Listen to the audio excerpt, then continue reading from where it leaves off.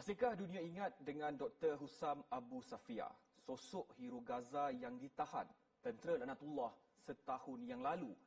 Abu Safia dicekup penyangak Zionis bukan kerana membawa senjata atau mencederakan sesiapa, tetapi kerana beliau menjalankan pekerjaan kemanusiaan, kerana beliau membawa stetoskop dan bukan peluru, kerana beliau membawa belas kasihan dan bukan ancaman, dan kerana beliau memilih menyelamatkan nyawa rakyatnya ketika dunia hanya mampu menyaksikan penderitaan mereka dari jauh.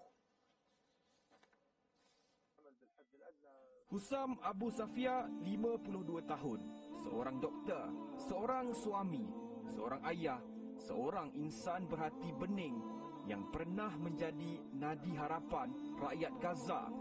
Beliau ditahan pada 27 Disember 2024 ketika tentera Zionis menyerbu Hospital Kamal Adwan, tempat yang sepatutnya menjadi ruang dan harapan terakhir rakyat Gaza untuk terus hidup.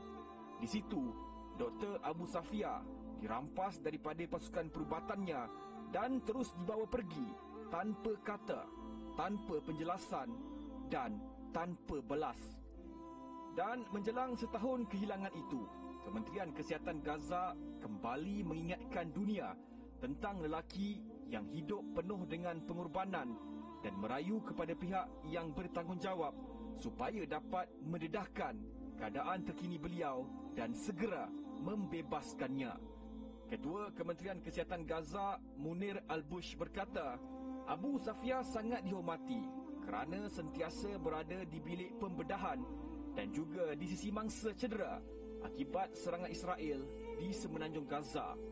Pada Oktober lalu, Amnesty International melaporkan peguam Dr. Abu Safia yang dapat melawatnya dan tahanan lain berkata, doktor itu alami penderaan dan pelbagai layanan yang terlalu buruk. Sebelum Abu Safia ditahan, beliau dihalang daripada bertemu keluarganya dan dinafikan peluang meneruskan tugas perubatannya.